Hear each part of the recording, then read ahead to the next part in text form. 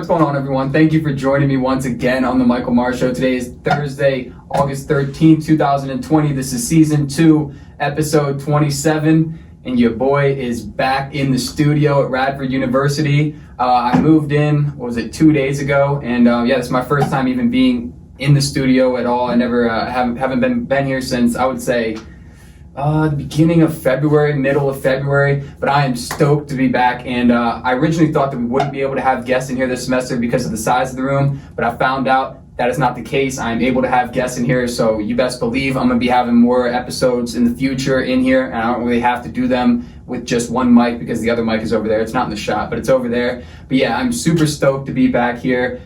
Crystal clear audio mics, good lighting. Shout out to Tripod. You know, we do them on video nowadays. Make sure to check them out on YouTube, Michael Maher Show. But yes, guys, let's waste no time jumping into this episode.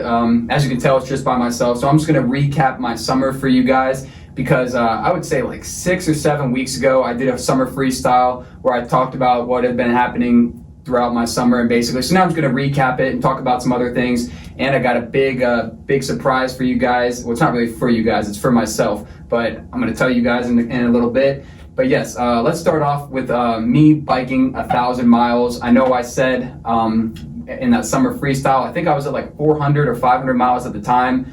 But so I ended up buying a road bike after that, like a couple weeks after that. I did about 300 miles on a road bike. And then one day I was off Smith Switch by the Ice House, if you guys are Nova heads and you know where that is. And I ran right through a pothole, you know what I mean? Like literally just right over it. Not a good idea, would not recommend to a friend. But anyway, yeah, absolutely popped the tube in the tire, walked the bike to the Ice House. It was only like a quarter mile. My dad picked me up and then we ordered another tube off Amazon. But yeah, in that like brief intermission where I had to go back to the mountain bike, I still had like 160 miles left before I got to 1,000, and I was just so defeated because there was only like I said, like a week and a half left. I had to do the mountain bike, and I was just felt real defeated. I was like, man, I don't even know if I'm going to be able to get this goal done. But then I was like, man, stop thinking like a wuss. You know what I mean? Like, I'm not trying to be motivational here, but I was like, stop thinking like a wuss. You worked so hard for like 4 months. Like, you're so close. Now it's time to turn up. You know what I mean? Like, now it is time to turn up. So as soon as I got the road bike fixed, I had like 6 days left until I left for school. And let me show you what the last 4 days of my bike journey looked like. So as you guys can see, I started it on 8/5 and I did 40 miles, a little over 40 miles, went all the way out to Falls Church. Next day, short little ride to Leesburg, 11 miles. Then I went out to Reston for 22 miles on the 7th. And then I concluded it with a 26.8 mile send to it was like Hamilton. I think it was like a little bit past Hamilton, but it wasn't as far as Percival. I was like right around there, and then I turned back, came back home. But man, you know what I mean, like when I finally put my bike in the car and I was done with those 1,000 miles, it was like the most satisfying feeling I've ever had in my life. Like I was dead, because you can see I did 100 miles in 4 days, and I'm not like bragging about that, but for someone who hadn't biked long distance before April, like I was just so happy at myself for not quitting, you know what I mean? Like not quitting on the goal, because I knew that I could get it done. It was just a matter of like, was I disciplined enough? But now I'm going to show you guys my statistics for the entire 1,000 miles. I'm going to throw it up for you guys right now so you can see it. So between April 1st and like August 8th was when I concluded it. I did 1,003.6 miles. So just basically 1,000. We can just say 1,000. I rode for 94 and a half hours and did 136 workouts. I did it I would say like 10 days. I did 2 workouts each day. So that's why 136 is more than how many days it actually was that I was doing the goal. I burned 51,000 calories, which I actually thought would have been more. I mean, I definitely thought 51,000 seemed kind of like on the light side. But nevertheless, I mean, if I was running, I probably would have burned like 7 million, because running burns way more calories than biking. But now you best believe I'm not touching a mountain bike or a road bike for many, many months. I did bring my mountain bike down to school because there's some good off-roading trails. I went on a little short bike ride yesterday, but it's not nearly anything like a distance ride. You know what I mean? Like the terrain is all rough. So it's a lot of forearms because you're like braking a lot. This is not as hard. I mean, in my opinion, it's not as hard, and it's not as like mentally challenging, because when you're biking on the WNOD trail, you'll just like hit a wall and then you'll be like, damn, I'm in Purcellville. Like, I am nowhere near my house. I'm not going to call someone and say, hey, I'm an hour away. Can you come pick me up? So I don't know. It's like, I would recommend getting a mountain bike and just going on the trail, even if you don't do or I meant to say road bike, excuse me. Just get a bike and just go out on the trail, challenge yourself to do new goals. Because like I said, I seldomly biked before April 1st. And then when the gym closed and everything, I was like, you know what, I just got to find a new hobby. Like you know what I mean? So I started biking, and then probably a week into biking, that's when I challenged myself. I was like, hey man, let's see if you can do 1,000 miles. Completely underestimated how hard it would be. That might not sound like a lot, but I had to average like 8.3 miles every single day with no rest. Yeah, so I'm just happy I did it. You know what I mean? Check it off my list, it wasn't on my bucket list at all, but just check it off a list, a physical goal. Now I'm just gonna start trying to get my body and my mind into shape, because this might sound weird, but like how I was working extremely hard doing the biking, but I don't feel like I'm in good shape. You guys can probably tell, like I've been in better shape, but I don't know, it's just hard to explain. So I'm not gonna try to like have any goals where I have to achieve a certain number or anything. I'm just gonna try to lift every day, this semester at least, and just lift every day, you know, bike, do a little bit of cardio, but just try to get my mind and body right, and maybe focus more on a weight goal, like get my weight down, than a number goal where like I have to get this exact number done. Excuse me, that sounded weird. Get that exact number done. That's just what happens when you do these solo episodes together, you know what I mean? Like you just talk so much that like you run out of air sometimes in your sentences. But yeah, new goal for myself is basically just a weight goal. Not much to say about that, but yeah, I'm just happy I got it done. If you guys, any listeners, if you guys Snapchat me, you can probably vouch for how often I was out there, basically every single day. And yeah, I learned a lot about myself, I would honestly say, through this summer in biking, just getting out there every day, like even in the rain, in the wind, in the sun, in 100-degree weather. Yeah, I would just say get out there. Real quick, let me tell a story actually, because people might be wondering like how many times I fell or something. I only fell twice, busted up my thumb real bad. I'll show you guys a picture of that right now. So yeah, that was a while ago though. And then I just fell another time going on a turn. It wasn't nearly as bad, only scraped up my knee. But about 4 weeks ago, like this was not long ago, I'm at the 7-Eleven. I wasn't at the 7-Eleven, but I was like in the shopping center where like IHOP and 7-Eleven and Fuddruckers is, and I'm crossing across the street to go to that neighborhood that's behind Bagel Shop. And I get the arrow to like start going across the crosswalk, and I'm going across, and like right before I reach the sidewalk, like I'm in the right turn lane, cars from all directions just start laying on the horn. And so as soon as I get to the sidewalk, I turn around because I'm like, who's honking at me? Like, why are like 7,000 cars honking right now? And as soon as I turn around, there's a car that like had just missed me that was in the process of running a red light. Like I literally watched it, like it was in the middle of the intersection, light is red as hell, and yeah, all these cars are honking. So I think they were honking at me to acknowledge like, hey, watch out, you're about to get smashed by a Honda Civic. But yeah, I mean, nothing really happened. I kind of just biked home after that, and because I was just so exhausted from my ride that day. And then when I got back home, I was showering, and I was like, damn, like that was pretty close. You know what I mean? Like I could have been a smashed sandwich or something like that. I don't even know what I could have been. But thankfully I wasn't. But that was basically like the only close call I had in terms of an accident this summer. I mean, besides jacking up my thumb, that wasn't even that bad. I only had to wear a wrapping on it or like a Band-Aid on it for like a week or so. But it was kind of deep. I don't want to like undersell it, but I don't want to oversell it. You know what I mean? But yeah, I almost got smack city'd by a car. Thankfully that didn't happen though. Your boy was wearing a helmet, of course. I recommend wearing helmets. I didn't initially wear helmets to start this summer, but after a couple close call and some other things, my mom just chirping in my ear constantly, I decided it was a good idea to start wearing one, and I would recommend it to you guys. Safety first, as always. But yeah, that's about it. That's all I gotta say. And as far as the biking goes this summer, okay, now we're gonna talk about how I worked, like how I made money this summer. It was basically just with my man James DeLuigi. We painted over 70 mailboxes, which is insane because it's door-to-door sales. So we probably knocked on like 500 plus houses. I would say the average cost was $25 per mailbox, because some we charged 20 and some we got for like 40, and the most we got was 50. This schmuck literally paid $50 for us to paint his mailbox for 10 minutes. Thank you for that if you're listening. But Yeah, and then I also worked on a farm with James. It was James's mom's college friend, like friend from college. She has a farm out in a little bit past Middleburg. And yeah, we went out there, we were painting picket fences, we were painting horse stalls, we were mowing 50 acres of land, we were edging 50 acres, just literally anything that she needed done, we were her right-hand man. So yeah, I mean, I made a decent amount of money this summer, more than I did last summer working at Lidl. Just happy to be done with that grocery store life, because as you guys know, I worked at Harris Teeter for a little bit.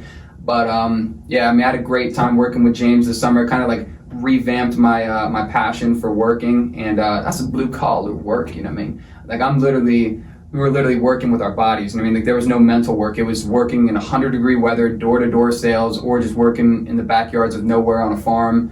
But I enjoyed it, and I really enjoyed it. Shout out James for getting me along with you on those jobs, man. We had a good time together, and no doubt in my mind, I spent over $600 on energy drinks every single morning. Totally wasted money there, but you know what? Got me fired up. I gotta stop stuttering and stuff when I'm doing these solo shows, but yeah, your boy was fired up. No doubt about that. Another big thing that happened this summer was I got my first car in over 18 months. My mom helped me out with it. I got a 2007 Mazda CX-9. Let me tell you, if you don't know Mazda's Japanese brand, things got some giddy up to it. I'll tell you that much. 6 cylinders, you know, when I'm at those red lights, little rev, takeoff, blast up city, if you know what I mean. Yeah, 0 to 60 in 1.2 seconds is, I believe that's how fast it goes. But yeah, that was my first time, or this is my first time having a car in over 18 months. I just got it like 3 weeks ago, not too long ago, and I absolutely love it. It's been real nice. Like I said, I brought my bike down to school, so I just bike around campus. So I haven't really had to drive it much since I got to school the other day.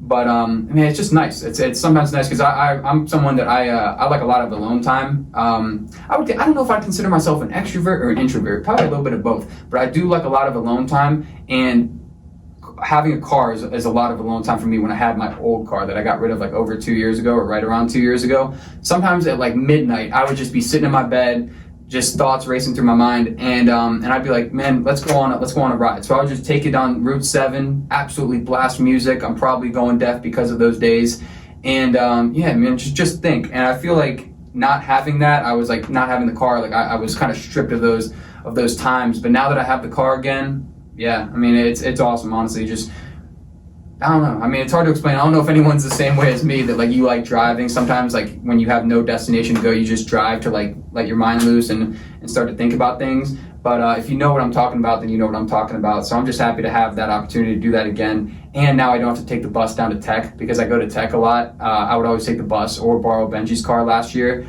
But yeah, this year I'll just be able to do that on my own time whenever.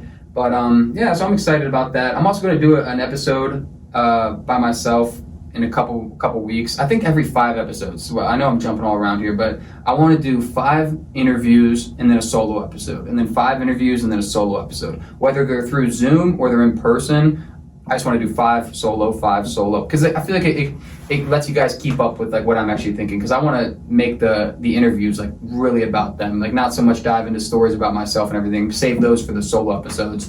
So hopefully you guys like those. But yeah, besides that, I mean, it was a great summer. I didn't really do much. I didn't really vacation much. I mean, I vacationed a little bit, but not any big trips anywhere like super special or anything. But nevertheless, it was a great summer. Grinded on some podcasts with some friends. I'm sure you guys know about those if you're watching this one. But yeah, I'm just super stoked to be back, even though Radford's like the guinea pig of colleges in Virginia. Like I already started classes. Like I started classes yesterday, and like I said, today is August 13th. A lot of kids aren't even going back until the end of August, early September. So yeah, I'll keep you guys updated, because if you come from a hot spot and you came to Radford, you had to get tested, which I thought Nova was a hot spot, but I didn't get tested when I moved in the other day. But we'll see. I mean, I'll keep you guys updated on kids that test positive and how many of them. But no shortages of parties. I mean, I haven't partied yet, but I've been getting a whole lot of Snapchats and invitation actions. Yeah, it looks nuts. I mean, we'll see. We'll see how long everything lasts. I mean, I'm trying to be optimistic and think positive that we're going to be here for the entire time, and I'm planning as such. But got to be ready for everything, every situation that we're about to encounter. But it just feels weird being the only kids back. Like, I know some of my friends are still on vacation and stuff, and meanwhile I'm over here bouncing around from class to class. But I don't know, I'm excited to be here. You know what I mean? When I first pulled up, I was a little nervous because it had just been like 6 months of just being a real lazy dude. Not lazy, but you know what I mean? Like, not really having much on my plate besides things that I actually wanted to do. But now I feel like I'm starting to get into a groove, knocking out the first show. I mean, this is a big deal to me, just getting the first show out of the way and updating you guys in the summer and some things like that. But I hope you guys had a phenomenal summer. Please let me know in the comments, or if you just want to DM me or whatever, if you ever want to talk. But I hope you guys had a phenomenal summer. Hope you guys continue to, because I'm sure a lot of you still have time to go, a couple more weeks and everything. But let me tell you, college life is extremely different. I'm just going to warn you right now. Radford is real critical about wearing a mask everywhere. They emphasize it. The dining halls are so weird. Like, you can't sit in any of the dining halls. You can't do custom orders at restaurants. Like, if I go to Chick-fil-A, like, I can't customize my sandwich. I just have to get whatever they make every morning or every couple of hours, and that's the same place how it is everywhere. Some places you have to pre-order your food. But the big thing is, like, you can't eat in any of the dining halls. The library was closed the other day, which made no sense. You have to get your temperature and stuff before you go to the gym. It's really different. I mean, I'm not gonna lie. So I'm happy I had 2 years of normalcy in my college life. Let me get some water. So I'm just happy I had 2 years of normalcy while I was at school. But nevertheless, like I said, trying to be optimistic about it. It's different, but it's not like catastrophically different. It's kind of just like, it's a little bit of this, a little bit of that. I mean, I'm sure you guys will figure it out yourself when you get to your university. But okay, now it's time for that surprise I was telling you all about. It's not a surprise for you guys, but it's a surprise for myself. My dad and I, the other day, we bought our plane tickets and reserved our hotel. Your boy is going to Vegas for his 21st birthday. Super, super stoked about that. I'm leaving on Thursday, October 30th, which is the day before Halloween, and I'm returning on Monday, November 2nd. My birthday is on Sunday, November 1st, All Saints Day, that's when my birthday is. So I'm gonna be in Vegas for Halloween and for my 21st birthday, and I'm just gonna be there with my pops, and I'm super confident that it's gonna be a phenomenal trip, because him and I went to California together, just us two, last summer, went to a UFC pay-per-view and everything. Phenomenal time, love my old man, no doubts that it's gonna be a stellar trip. But hopefully your boy makes it back with a pulse. Don't know, can't count on anything, but what happens in Vegas stays in Vegas. But you better believe I'm gonna be vlogging it the best I can. If I don't have a camera, I'm gonna be vlogging it with my iPhone, but I'm gonna make a sick video at the end of the trip. I'm gonna do a podcast while I'm there on my birthday. I might do a recap on the day after my birthday. Like I said, I'm just super, super excited about it. The only person that I've ever met that went to Vegas for their 21st is Damon's birthday. Now, I'm sure I've met other people and I just don't know that they've been to Vegas on their 21st, but I want to be that representation for my friends, because like I said, when Damon's brother tells us the stories about when he was in Vegas for his 21st, it's just like, it seems like a wild time that was just so exciting for him. So what I was saying to my dad is, I was like, I want to be that for my friends. I want to be the one that's everyone's like, man, he went to Vegas for his 21st. Like, he has the story. Like, ask him how it was and everything. Because I feel like that's everyone's dream on their 21st, is to go to Vegas. So, in a couple months, I'm going to be living that dream. Stay tuned for that. I'm going to have a lot more to talk about revolving around that in the coming weeks and months leading up to it. But, I don't want to spend too much time talking about that. Hopefully I don't lose too much money on the gambling tables. Like I said, we'll talk about that when the time comes. The time will come. Okay, now we're going to get into a UFC preview. This Saturday, August 15th at 10 p.m. is when the pay-per-view starts. We got the trilogy between Stipe Miocic and Daniel Cormier. Ya boy is super duper pumped up for this one. I feel like I'm a part of it because, like I said, I went to California last summer. I watched the rematch in person, went to it. The atmosphere was absolutely nuts. And Miocic ended up winning that one. So this is the trilogy. I would say this is the biggest trilogy in UFC history, not just heavyweight history, because it's true. I mean, it's a true trilogy. Daniel Cormier won the first fight by knockout. Stipe won the second fight by knockout, and now we're about to have this third fight. Sometimes trilogies in the UFC, it's like the same guy won twice, but then the other guy that lost went on a run, so now we're going to do the trilogy to make some money. That's not the case here. This is win for Cormier, win for Stipe. Who's going to take home the title? Cormier said regardless, win, lose, or draw, this is his last fight of his career. And man, he's had a special career. I mean, he's definitely one of the best UFC fighters in history, so it's kind of sad to see him go, but we have one more fight to watch him. But so it's going to be special. Yeah, the odds for the fight are even money. It's -115 apiece. The over/under is 2.5 rounds. If you take the under, it's like a +130, and if you take the over, it's like -150, I think, or something like that. I mean, you guys can look it up, but nevertheless, if you're taking Cormier or Miocic, it's even money right down the line. In the co-main event, I'm going to throw up a quick little summary for this, or the stats of the summary, or whatever you want to say, for the co-main event right here. So we got Sean O'Malley, undefeated Sean O'Malley, taking on Marlon Vera. That's going to be a phenomenal fight. As you can see, the odds are right there under match 2. O'Malley's a huge favorite. This is definitely the hardest fight he's fought since he joined the UFC, or basically his whole career. But I mean, yeah, you can read the stats. O'Malley has a 3-inch height advantage, right around 2-inch reach advantage. Both guys are switch stance fighters. Yeah, I mean, it's gonna be a good fight. I mean, don't be deceived by Marlon Vera's 15-6 record, because he's won 6 in a row, I believe. So he's on a little hot streak himself. He has also never been knocked out or submitted. He's never been finished. So all 6 of his losses have come by decision. So let's see if O'Malley can get it done. Personally, yeah, I'm gonna say I'm gonna go with O'Malley, and I'm gonna say this fight does not go the distance at all. Someone's getting finished in this fight, and I believe Marlon Vera will get finished for the first time in his career. I just think O'Malley's too smooth with his movement and everything. But we'll see, man. We'll see. Real quick, he actually dyed his hair the colors of Marlon Vera's flag, Ecuador. He's got yellow, blue, and red. I don't know if that's disrespectful or if he's paying homage. I mean, he's definitely trying to get in his head with that one. But yeah, nevertheless, he dyed his hair the color of Marlon Vera's flag. Take that how you want, but I'm taking O'Malley by finish. Okay, now let's get into the main event, the real reason why everyone's going to watch the fights this Saturday. We got 19-3 Stipe Miocic against 22-2 Daniel Cormier. Stipe has a 5-inch height advantage, a 5-pound weight advantage, 8 inches in the reach. Now that's huge. 8 inches is pretty big. Both fighters orthodox, very similar stats from there on out. Man, this is going to be a good fight. Like I said, Daniel Cormier knocked Stipe out in the first round of the first fight, and then in the rematch, he took Stipe down in the first round. Stipe did not get up for the remainder of the round, and then Cormier never once again attempted a takedown, and his coaching staff and everything after the fight said that the game plan was to take Stipe down and keep him down for the duration of the fight.